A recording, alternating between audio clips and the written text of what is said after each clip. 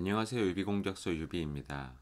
오늘은 3D 프린터 살까 말까 여러가지 활용 방법을 살펴보고 나에게도 정말 쓸모가 있는지 한번 알아보도록 하겠습니다.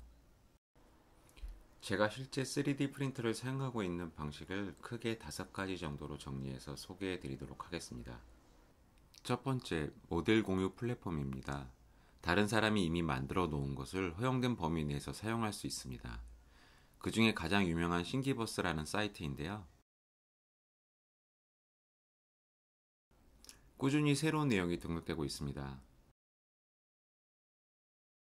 간단한 예를 보여드리기 위해 마이크로 SD라는 키워드를 찾아보도록 하겠습니다. 다양한 것들이 나오는데 그 중 하나를 선택해 보겠습니다. 어떤 형태의 것인지 이미지를 통해 보여줍니다. 보고 나서 쓸모가 있다고 생각이 들면 디자인 파일을 다운로드 받습니다.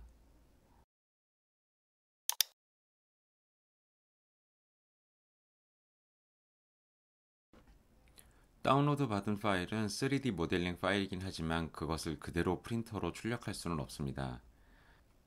사실 3D 프린터는 모델을 이해하고 출력하는 기계가 아니라 좌로, 우로 몇 밀리, 위로, 아래로 몇 밀리, 필라멘트를 녹이면서 이동, 필라멘트 녹이지 말고 그냥 이동, 온도를 낮춰, 온도를 높여 등 단순한 명령에 따라 작동하는 기계입니다.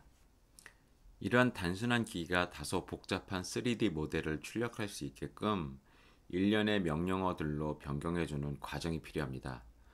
슬라이싱이라고도 하는데 큐라는 상당히 많은 사람들이 사용하고 있는 무료 소프트웨어입니다. 이 과정에서 몇 가지 옵션을 조정해서 출력 시간을 줄이거나 또는 결과물의 품질을 향상시키는 등의 조정을 할 수 있고, 슬라이싱 프로그램이 G코드라 불리는 프린터를 조작하는 일련의 명령어들이 저장된 파일을 생성하게 됩니다. 생성된 명령어는 하나의 파일에 담겨 저장되는데 제 3D 프린터를 포함한 대부분의 3D 프린터는 해당 파일을 마이크로 SD 카드에 담아 3D 프린터에 끼워 넣고 해당 파일을 선택해서 출력하면 이제 동작을 시작하게 됩니다. 큐라는 실제 출력하기 전에 어떻게 출력이 진행되는지를 시뮬레이션하는 기능도 포함되어 있어 편리합니다. 이번 동영상에서는 프로그램에 대한 구체적인 사용법 이런 것보다는 이러한 공정으로 진행이 된다라는 것만 보여드리도록 하겠습니다.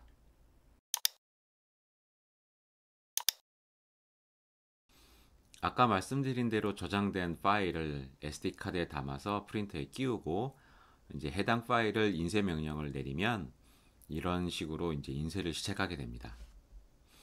한 6시간 넘게 출력을 해서 이제 완성을 한 내용인데요. 품질은 상당히 만족스러웠습니다. 두 번째 경우는 구하기 힘든 부품의 제작입니다. 살다 보면 이것저것 고장나는 경우가 생기는데요. 지금 보시는 내용은 저희 집 블라인드입니다. 블라인드 오리고 내리고 하다 보니까 이제 끝에 부분이 좀 부러졌습니다. 플라스틱 부품이 하나가 부러졌고요. 그래서 똑 떨어졌습니다. 처음에는 사실 강력 접착제로 좀 수리를 해보려고 했는데요. 한 일주일 지나니까 다시 부서지더라고요. 그래서 이걸 AS를 맡길지 또는 뭐 부품을 구입할지 아니면 블라인드 전체를 좀 교체를 해야 될지 생각을 해봤는데 뭐 하나 마땅히 쉽지는 않은 것 같더라고요. 뭐 비용적인 측면이나 그런 것도 포함해서요. 그래서 직접 해당 부품을 제작하고 교체하기로 했습니다. 그래서 모델링을 스스로 좀 했고요.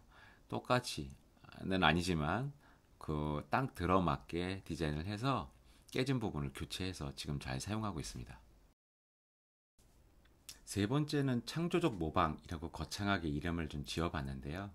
사실 아까의 사례와 달리 이미 있는 제품이긴 한데 쓰다 보니 이런 부분 되게 불편하다. 그런 부분이 좀 보이는 게 있습니다.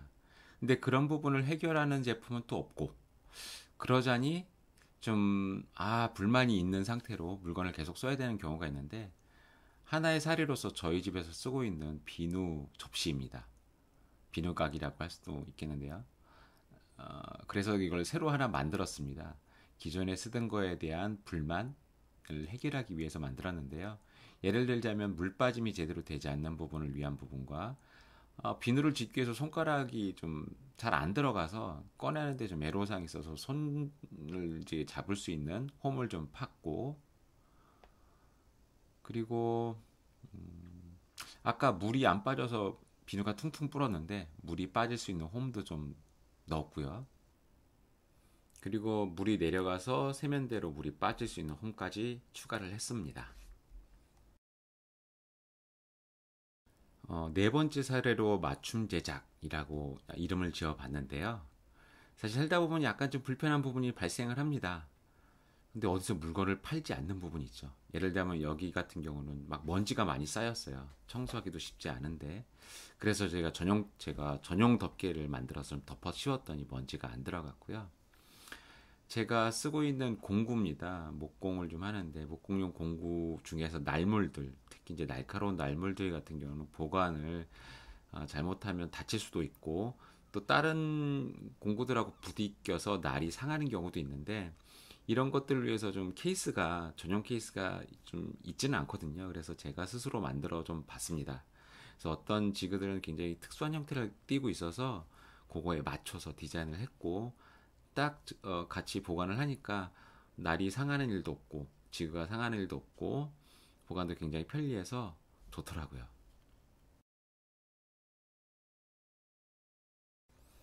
사실 마지막 사례는 제가 직접 만든 것을 소개시켜 드릴 만한 것이 별로 없어요. 그래서 실제 유튜브 상에서 여러 사용자들이 이런 시도를 하고 계시고 또 되게 재밌는 내용들이 많이 있어요. 그래서 그분들의 것을 약간 소개시켜 드릴까 합니다. 링크를 좀 걸어 드릴 거고요. 밑에 보시는 세부 내용에 링크를 걸어 드리도록 하겠습니다. 앞서 말씀드린 사례를 해결할 수 있는 방법이 3D 프린터가 유일하다고 생각되지는 않습니다. 뭐 굉장히 많은 방법이 있고, 그 중에 어떤 거는 취미 생활로서 이미 하고 계신 분이 있는 것으로 알고 있습니다. 그렇지만 이제 3D 프린터가 갖는 의미, 그런 걸 본다면 처음부터 끝까지 어떤 비숙련자가 할 수 있는 방법이 아닐까라는 생각에서, 그런 의미에서 3D 프린터는 좀 의미를 갖지 않을까 싶습니다. 그리고 3D 프린터는 여러 가지 고려사항 측면에서도 좀 이점이 있을 것 같은데요. 뭐 시간이라든지 공간, 그리고 뭐 비용적인, 요즘 많이 싸졌죠. 그리고 뭐 분진, 소음, 무엇보다 안전 측면에서 우리가 집안에서 할 수 있을까? 또는 내가 뭔가를 하나 만들고 싶은데 얼마나 배워야 되지? 또는 얼마나 돈이 들지? 이러한 부분, 그리고 내가 새로운 것을 만들고 싶은 어떤 메이커로서의 기질, 그런 것들을 종합적으로 좀 검토를 해보면 결정할 수 있지 않을까 싶습니다. 지금까지 3D 프린터에 대해서 이런저런 이야기를 해봤는데요. 다음에는 제가 실제로 제작한 내용들을 좀 영상을 제작해서 소개시켜 드리도록 하겠습니다. 구독과 좋아요 부탁드리겠습니다. 감사합니다.